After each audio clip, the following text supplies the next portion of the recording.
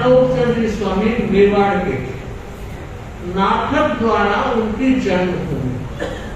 नंदलाल जी कलेसरा के वो पुत्र थे। उस समय उस परिवार का रुतबा और दबदबा इतना था कि एक बार तो चाहे तो पूरे नाथद्वार की व्यवस्था को मिला।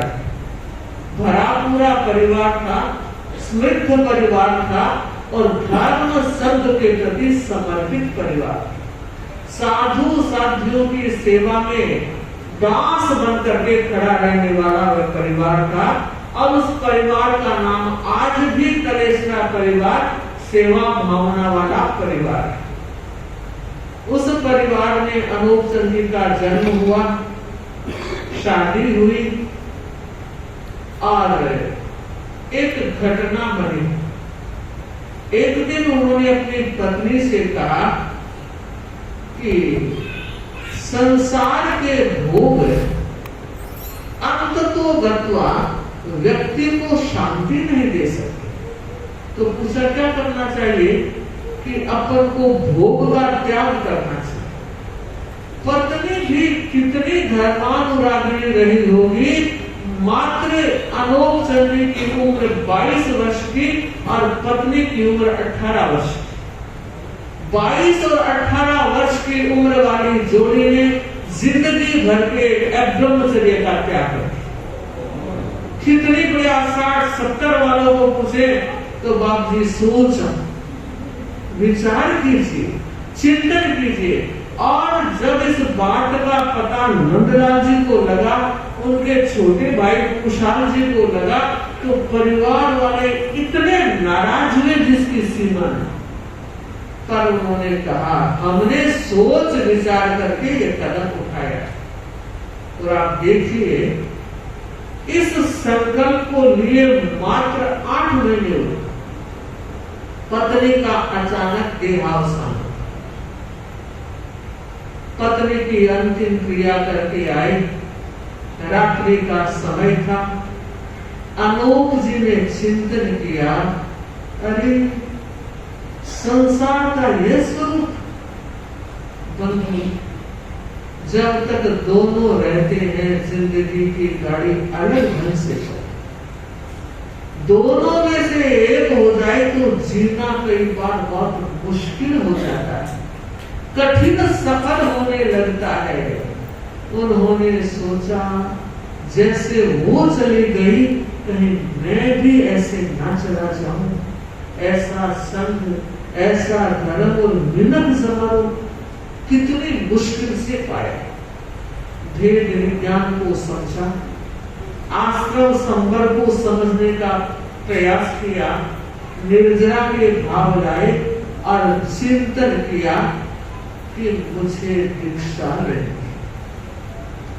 दीक्षा की पक्की ठान ली। और आप जानते हैं धुन के पक्के कर्मठ मानव, धुन के पक्के कर्मठ मानव जिस पथ पर बढ़ जाते हैं, एक बार तो रौनों को भी स्वर्ग बना दिखला।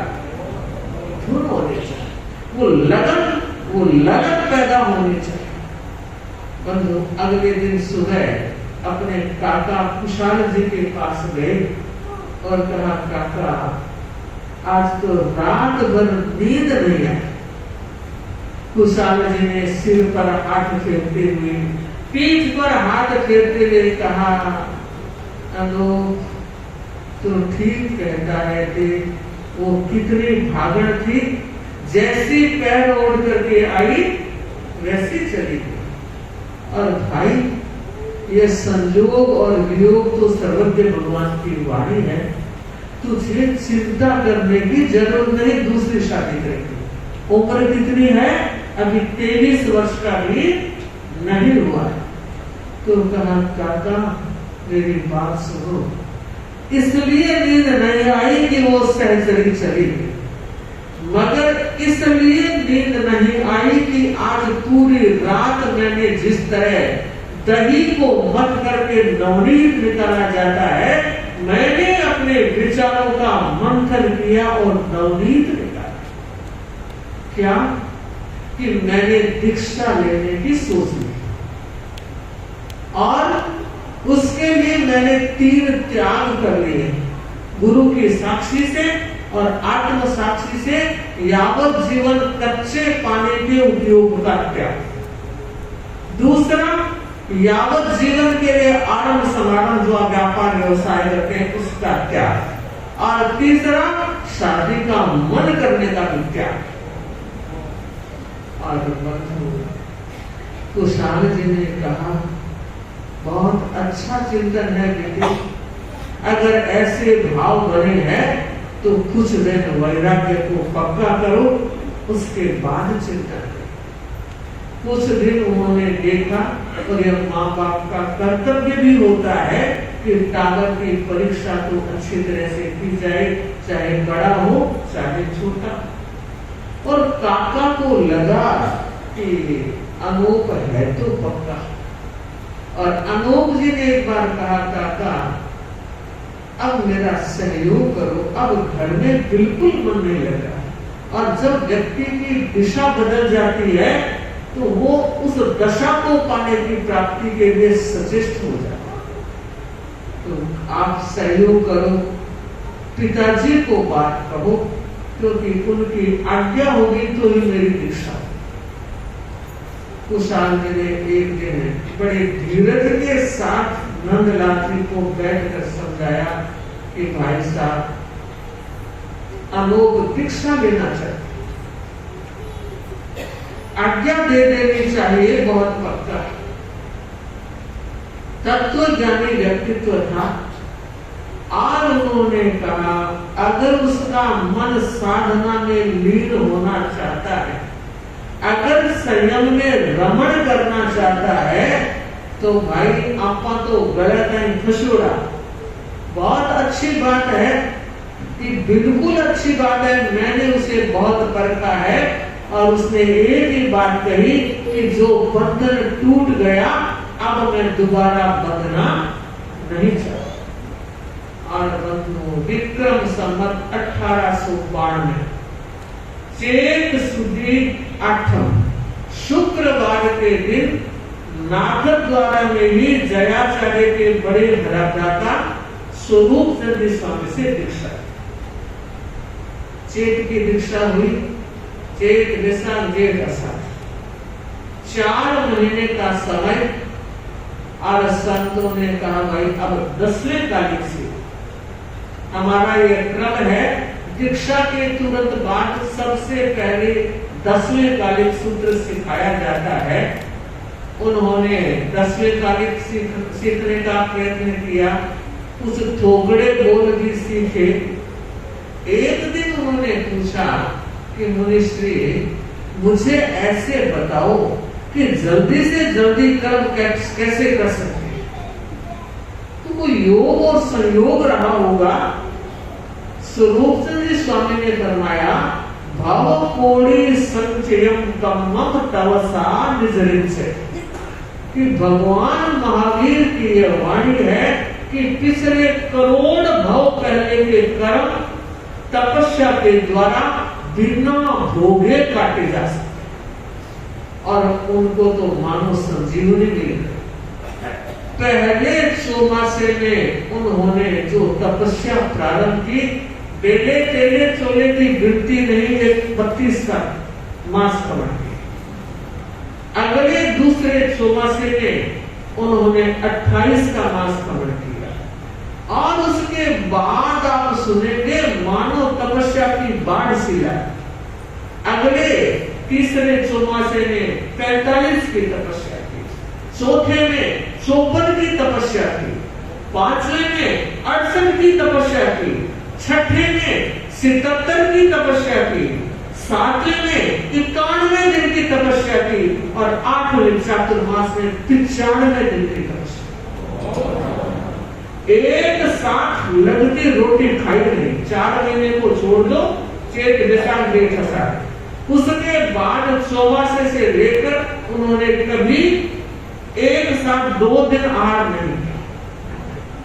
परंतु 1909 की घटना, उस यद्यपि 1909 में जयाचार्य आचार्य बन गए थे, लेकिन उनके आचार्य बनने से पहले की घटना है। उस समय वो युवाचार्य थे और मारवाड़ के मेवाड़ के एक गांव आमेर के पास कुआथल गांव है।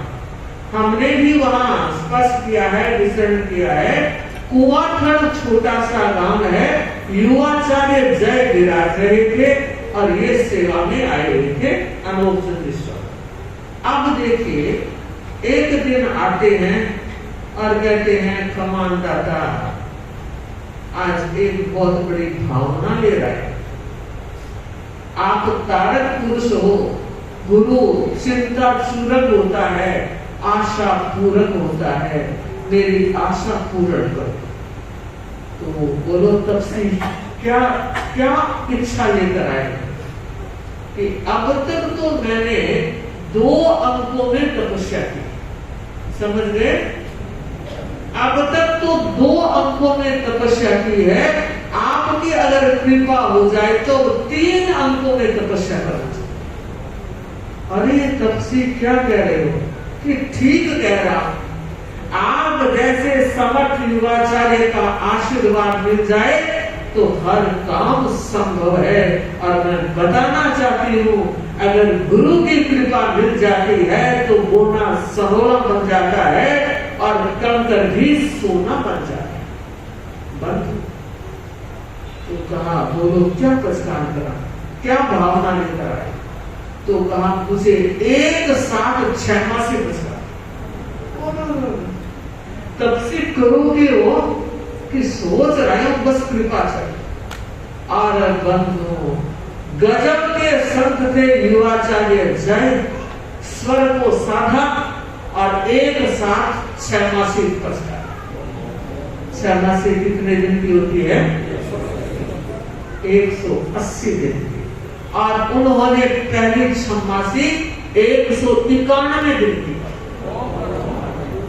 उसके बाद अगले वर्ष 9 की बाद 10 में भी 6 मासी की 181 दिन की। अगले 11 में भी 6 मासी की 11 में 6 मासी की 193 दिन। और 1912 में उन्होंने जो तपस्या की 212 दिन। 13 पंथ के इतिहास में उन्होंने नगीने जड़। बंधु उसके बाद क्रम चलता रहा, 1 से लेकर 35 तक की लड़ी थी। इतिहास बोलता है एक 14 का टुकड़ा बाकी है और 20 दिन की और 21 दिन की 2 तपस्याएं 24 है। अब मैं घटना बताना चाह रही हूं, 1915 की बात है। जयाचार्य आचार्य 9 में ही बन गए थे, तो 15 की घटना आचार्य थे और शेष काल का समय था। बाहर के अच्छे साधु साध्वी पधारे हुए थे। ये अनोप चंद्र स्वामी भी वहां थे और संध्या के समय प्रतिलेखन के समय, प्रतिलेखन का 2 समय होता है। एक तो सुबह प्रतिक्रमण के बाद प्रतिलेखन किया जाता है। प्रसंग आ गया तो आप लोग भी जो अष्टप्रहरी, 6 प्रहरी, 4 प्रहरी अब पोषण करने वाले हैं तो ध्यान दें, प्रतिलेखन का समय प्रतिक्रमण के बाद आता है और सूर्योदय से पहले लगभग 20-23 मिनट से लेकर हमारे प्रतिलेखन का काल 9 से करता है। तो वो समय प्रतिलेखन का। और दूसरा जब चौथा प्रहर शुरू होता है दिन का, वो प्रतिलेखन का समय होता है। तो ये प्रतिलेखन करके आए दोपहर में और आकर के कहा कि गुरुदेव एक विचार है, एक इच्छा है, आप कृपा करो तो पूरी हो जाए। तो पूछा, बोलो तब से क्या इच्छा है? कि एक मास भ्रमण करो। तो जयाचार्य ने फरमाया, देखो विचार कर लो, आप भी चिंतन कर लो, मैं भी चिंतन कर लो। ठीक है, पधार गए। जोग संजोग देख सब्जी ब्रह्मा सरदारा जी पहुंचे।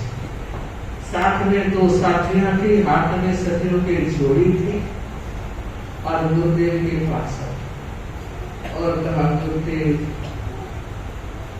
पात्री खाई 1.5 सेर घी बच गए।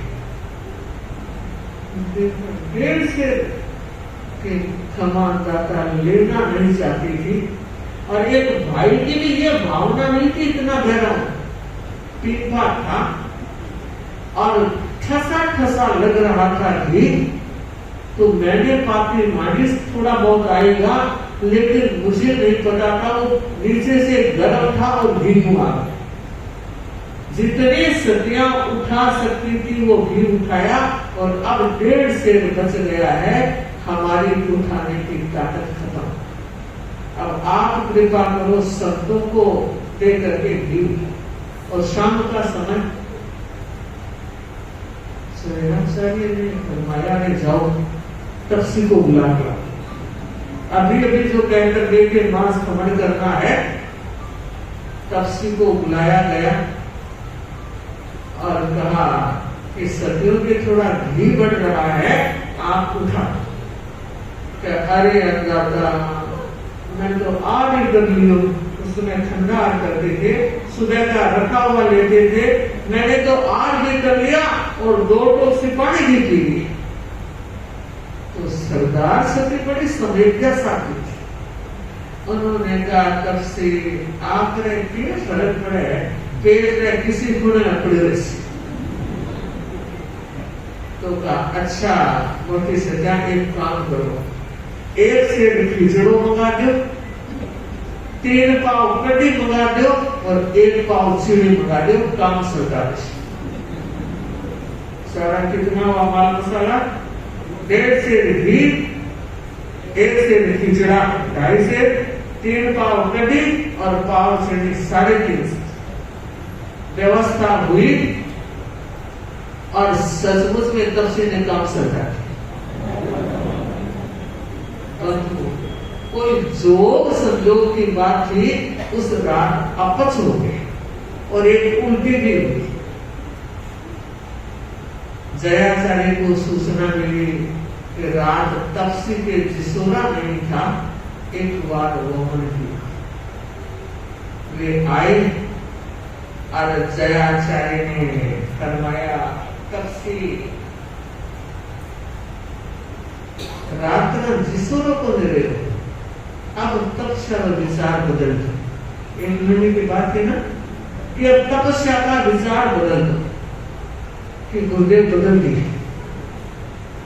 तो अच्छा फिर मैं आपको उपवास बचका दूं, क्योंकि वो लगातार तो भोजन करते ही नहीं थे, क्योंकि अन्नदाता आपने खनोर उपवास ओपे ही हो। तो फिर ठीक है, तो बच्चों ना बचका दो।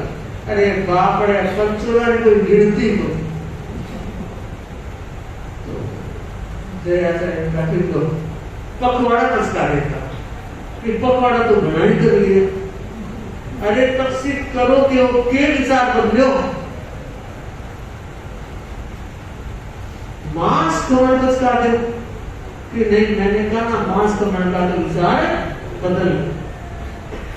तो क्या चलो 2 मासी और हठ मनवार करते करते एक साथ 6 मासी बचे।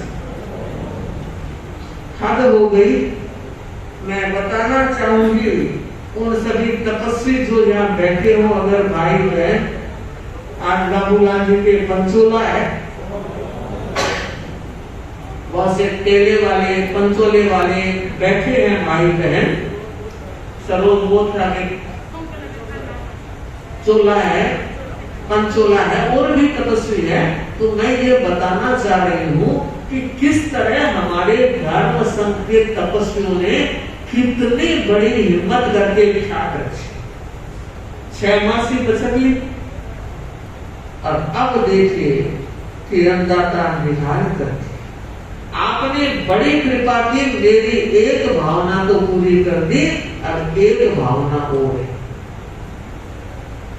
बता दो भाई क्या भावना है। तब कहा कि गुरुदेव इस बार लंबी यात्रा करना चाहिए। उस समय की लंबी यात्रा मालवे तक की यात्रा लंबी मानी जाती। तो मैं इस बार का चातुर्मास मालवा करना चाहता हूँ। तो जयाचार्य ने फरमाया इधर तो 6 मासी का और उधर लंबा सफर कैसे करोगे कि आपकी कृपा हो जाएगी तो हो जाएगा। यहाँ तेरा पद में तो अगर गुरु कृपा हो गई तो कोई भी शिष्य कैसा भी काम कर सकता है, मगर नजर और दृष्टि चाहिए। 2 क्षण विचार किया, चिंतन किया, पैर छुड़े और आखिर जयाचार्य ने झकड़ावत चातुर्मास करता, झकड़ावत मालवा में। अब कहा गुरुदेव 2 इच्छा तो पूरी होगी, एक और है। तो जयाचार्य ने सोचा अब एक इच्छा यही हो सकती है कि ये कहेंगे गुरुदेव कोई संत की व्यवस्था, संत की मांग करेंगे। और आप जानते हैं तेरा पंथ में यह मांग आचार्य से ही की जाती है और वो ही पूरी करते हैं। बाकी अन्य संप्रदायों में तो सबके अपने अपने चेले चेली हैं, जिसके पास जितने हैं उसके हैं। यहाँ तो ना कोई चेला है ना कोई चेली है, सारी गुरु की अमानत है। और चाहिए तो मांग भी गुरु से करते हैं और पूर्ति भी गुरुदेव ही करते हैं।